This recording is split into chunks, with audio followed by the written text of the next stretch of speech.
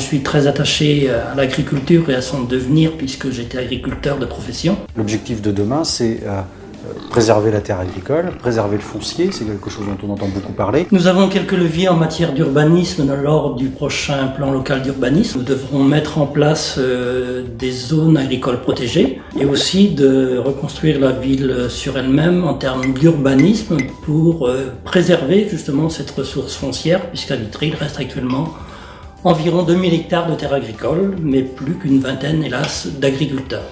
Quand on est élu, il faut aussi avoir un regard à plus long terme, d'anticipation sur le Vitré demain et après-demain.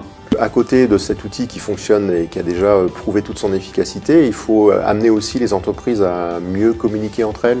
On a tout un réseau sur Vitré, sur le territoire de Vitré de PME qui ont besoin sans doute de renforcer les réseaux de communication. Je pense que nous pouvons être dans les années à venir une vraie référence.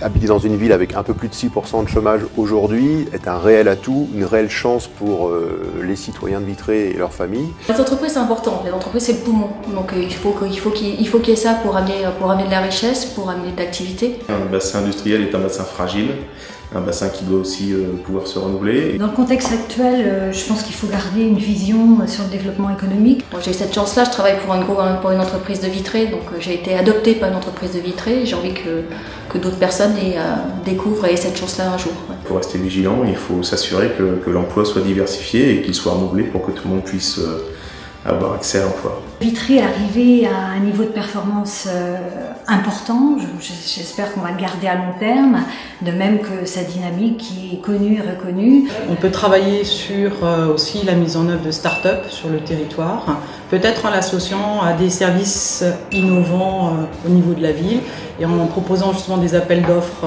innovants pour développer une ville plus connectée. Je pense notamment à la maison d'emploi, la MEF, qui regroupe toutes les associations et les services qui ont une action sur l'emploi.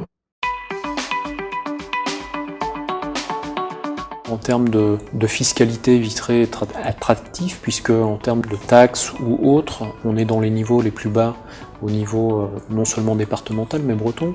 Je souhaite surtout déjà travailler avec l'équipe à consolider l'existant, notamment ce point fort qui est l'emploi à Vitré et son corollaire, donc le pouvoir d'achat. Pour qu'ils puissent vivre, il faut qu'on ait des habitants avec des salaires minimums, avec des salaires leur permettant de consommer. De soutenir surtout le pouvoir d'achat donc de nos Vitréens et Vitréennes. La responsabilité, elle se traduit par une préoccupation sur l'emploi pour les citoyens de Vitré qui est très importante. Elle se traduit par faciliter la vie des citoyens en imaginant par exemple le transport gratuit. Ça veut dire aussi qu'il va falloir être inventif dans la manière de gérer la ville pour la recherche d'économie. Vitré est une commune qui a toujours très bien géré ses budgets, mais ça je pense que c'est un point important, il faut que ça continue.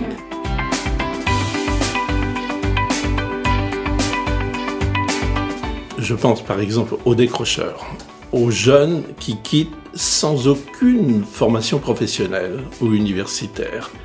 Là, nous avons à mettre en place un système de formation complémentaire, d'autant plus que les entreprises, parfois, cherchent des jeunes qualifiés qu'ils ne trouvent pas. Tout ce qui concerne les élèves en difficulté, les décrocheurs, puisque moi je suis professeur spécialisé dans le second degré, donc ça c'est un thème que j'aimerais bien étudier ici à la mairie. On a les rythmes scolaires qui vont être mis en place, disons, pendant l'an prochain.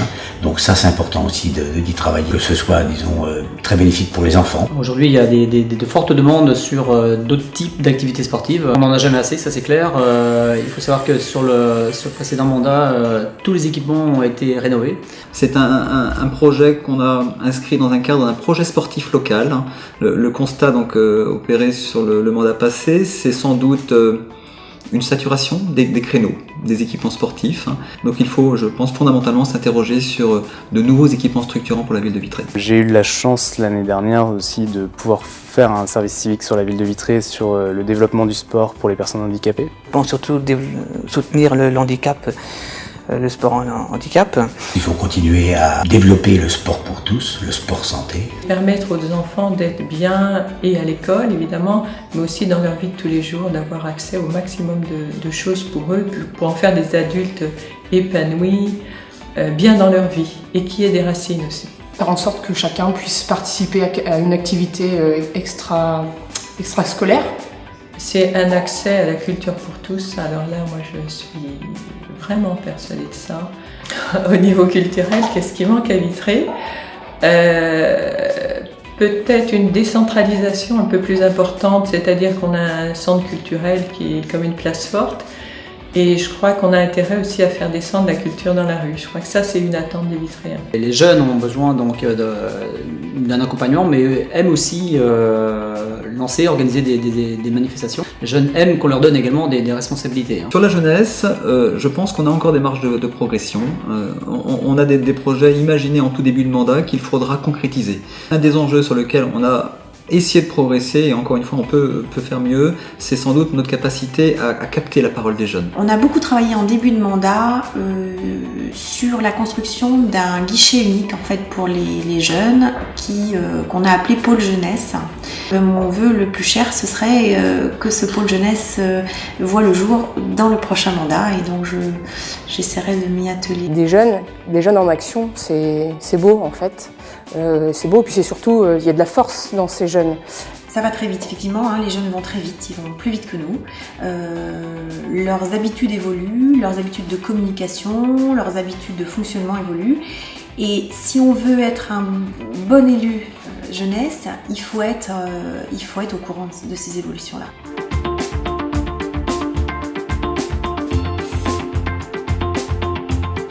Il y a aussi à faire en sorte que la population se sente plus acteur du changement et de la préparation de l'avenir. Alors comment y parvenir ?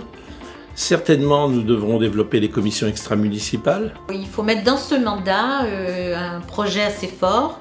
C'est la création des conseils de quartier. Mais il fait bon vivre à Vitré, et on l'entend très souvent, et c'est bien pour ça aussi que je ne m'en suis pas encore détaché et que j'y suis toujours resté. J'ai vraiment une sensibilité auprès des personnes âgées. Je pense qu'il faut vraiment les accompagner et les aider, parce qu'il y a beaucoup de personnes qui sont quand même isolées aujourd'hui.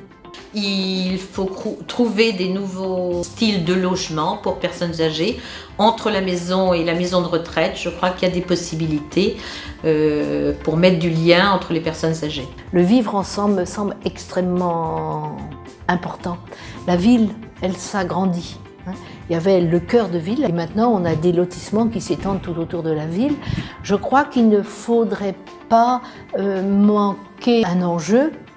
C'est faire qu'il n'y ait pas de lien entre les différents quartiers et le cœur de ville, et d'autre part que les gens des différents quartiers ne se connaissent pas. Peut-être qu'on peut imaginer d'autres approches, je sais pas, le long de la Vilaine, peut-être des moments aussi un peu différents, mais des moments de convivialité justement avec la population.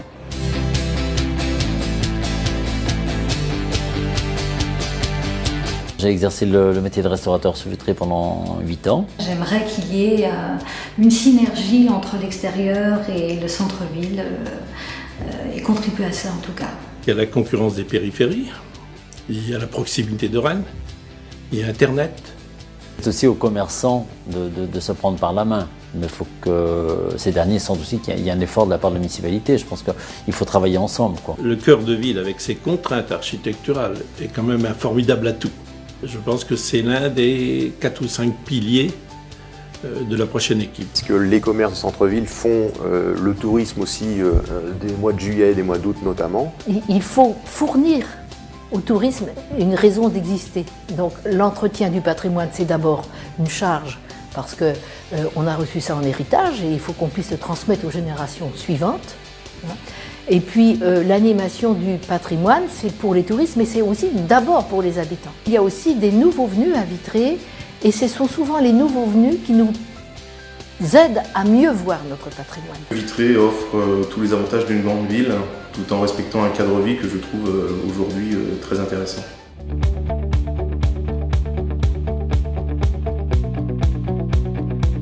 Le sujet qui m'a tenu le plus à cœur, c'est effectivement l'aménagement numérique avec le déploiement de la fibre optique. Entre 2015 et 2020, la ville de Vitré devrait être fibrée jusqu'à l'habitat, donc pour tous. Il y a un effort à faire, un plan de circulation pour les voitures, mais aussi pour les piétons et les vélos. Un projet, le PEM sur le cœur de Vitré, qui est très structurant et qui est vraiment un choix d'avenir, là aussi très visionnaire. De gros projets à faire, notamment tout ce qui va se faire autour de la gare. 2 projets, moi, qui me tiennent à cœur, c'est le projet urbain, le logement, la circulation. Pouvoir se déplacer dans la ville voilà, en vélo, à travers des liaisons douces. Concilier à la fois l'urbain et l'environnement. Voilà, c'est des fois du bon sens, c'est pas forcément toujours des choses à construire, c'est voilà, on refait une voirie, on pense aux déplacements doux que peuvent pratiquer les enfants ou les adultes pour aller à l'école. L'aspect humain et développement durable et le côté responsable de l'environnement dans lequel on vit, parce que d'abord il est riche et qu'on doit effectivement le transmettre aussi aux générations futures sans trop le dégrader. Je trouve qu'à Vitré, les gens sont partants, donc en fait finalement c'est assez simple. On a l'impression un petit peu qu'il faut amener juste l'idée et la volonté est là.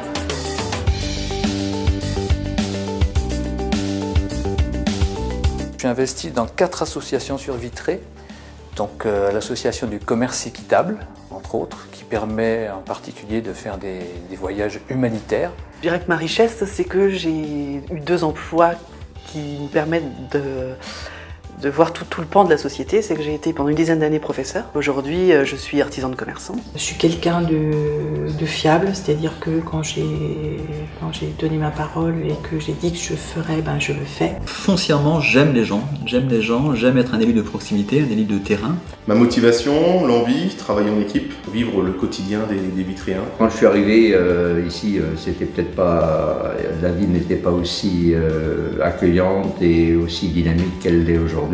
Au bout de quelques années ici, j'ai pas eu envie d'aller ailleurs. Donc oui, je pense que c'est important d'être à l'écoute des Vitréens. Je ne cherche pas à me faire mousser en étant élu, juste à rendre service si c'est possible. J'ai envie de m'engager, c'est pour être actrice aussi, et pour se dire qu'il ne faut pas forcément attendre 10 ans, 15 ans, quand les enfants auront grandi, qu'on aura du temps pour s'investir. C'est aussi maintenant, donc me voici. Je pense qu'elle est représentative, je dirais, du dynamisme du pays de Vitré. Moi je la trouve dynamique, jeune et une bonne convivialité. Moi je trouve qu'elle est très intéressante parce qu'elle nous ouvre certainement sur de nouveaux horizons. Évidemment, il faut sans cesse un renouvellement.